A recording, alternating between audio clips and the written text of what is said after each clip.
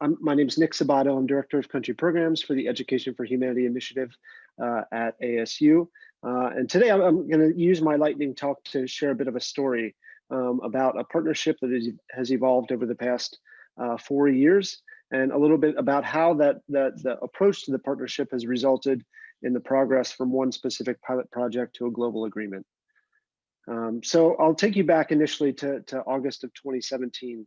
I had just started at the university. The Education for Humanity Initiative had just been established with a pretty clear mandate to figure out ways to extend educational access to refugees and host community members around the world.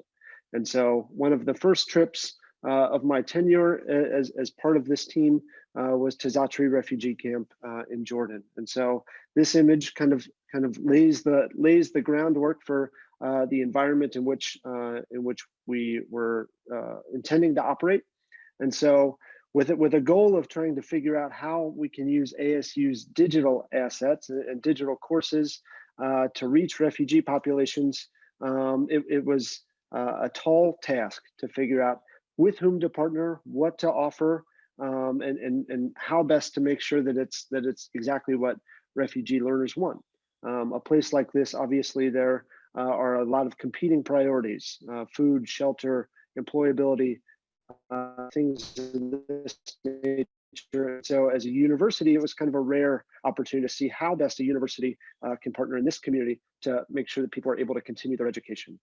So taking a step back to kind of give a little bit of a credence to scale, these numbers are from last June, and the numbers have absolutely exceeded or increased since that time. So right now we're talking about over 80 million people around the world that are displaced, nearly 30 million now that would be considered refugees, and another nearly 50 now that are internally displaced.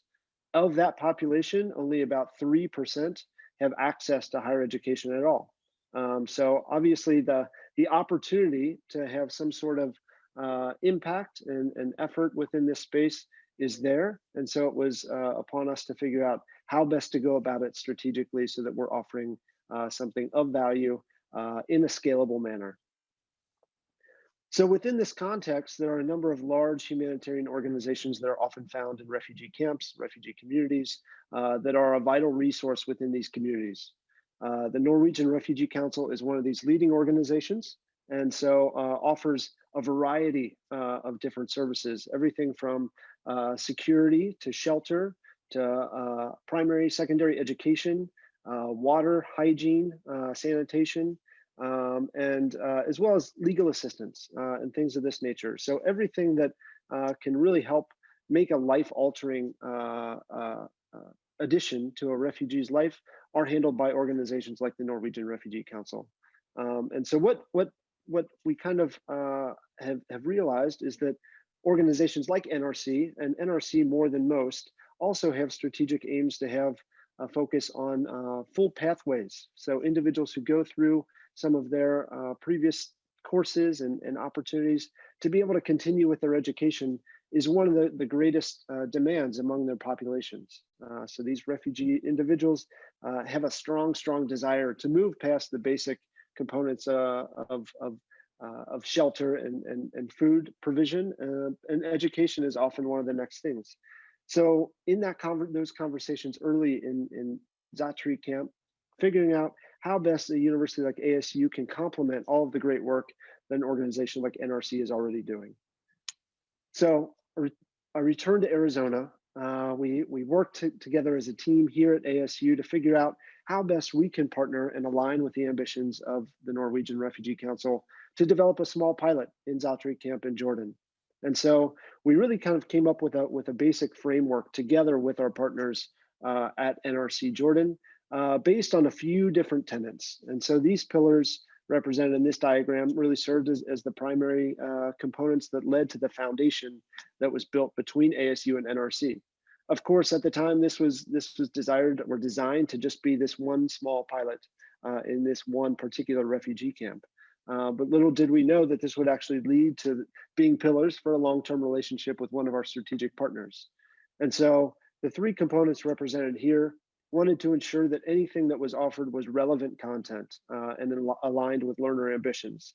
So really working with the needs assessments and the qualitative components and focus groups of what refugee learners in Za'atari Camp actually wanted.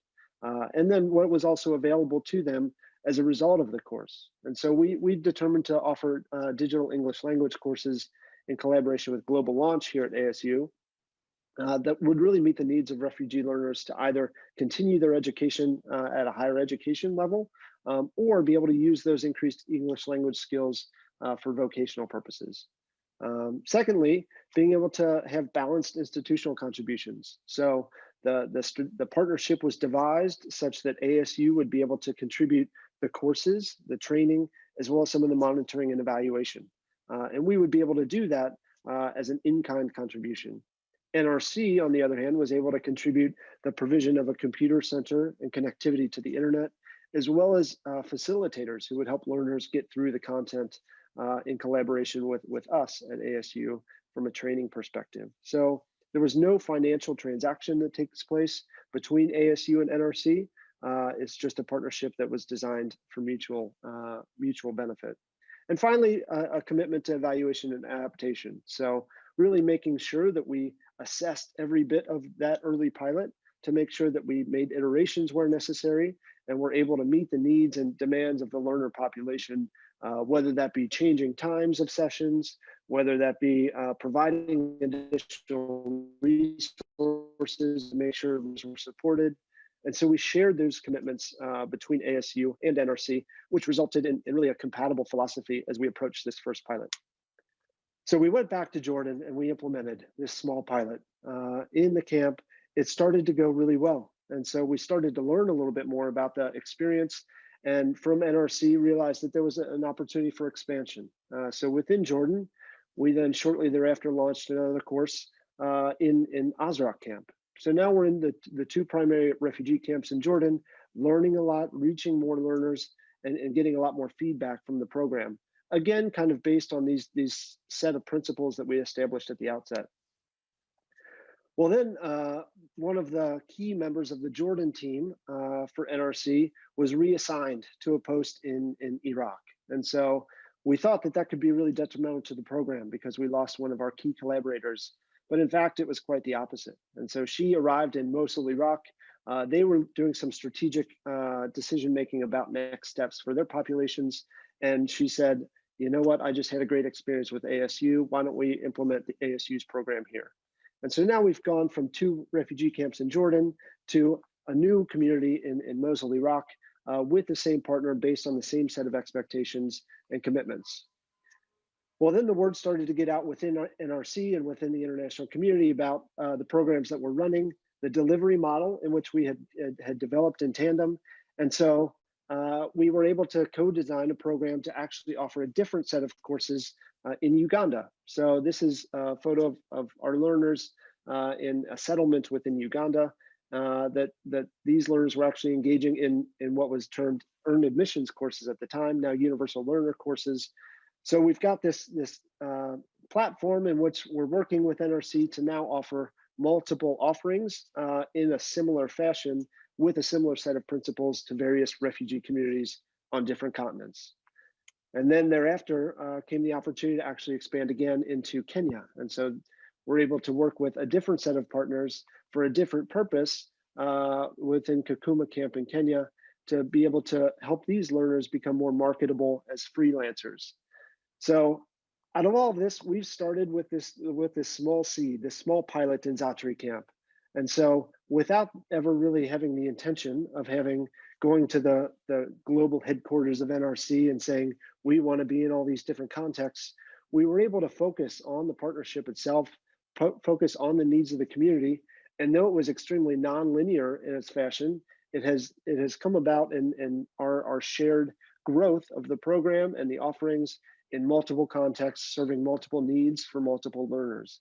And so at present, working with over 1,000 learners within the ASU NRC partnership specifically, with really grand intentions. And so to kind of try to make some sense of all of these contributions, we held an after-action review process of all the countries, all the activities, and held extensive interviews from both the ASU and NRC headquarters perspective. This resulted in a grand report that led into the formation of a global agreement between ASU and NRC. And so just this last February, President Krogh joined the Secretary General of Norwegian Refugee Council, Jan Egeland, to announce a global agreement between ASU and NRC. And so from this moment forward, now ASU and NRC are going to be working to expand operations to NRC's 30 countries of operation, meeting the needs of learners everywhere, and being able to best utilize the assets that ASU brings within the context that NRC operates. So going from a small project in Za'atari Camp to now a global agreement has really been to our benefit as an initiative, the benefit of NRC based on their strategic plans, but mostly to the learners themselves. So with that, I thank you very much. Please feel free to reach out to me with any ideas or questions about the collaboration, and I appreciate your time and enjoy the rest of the conference.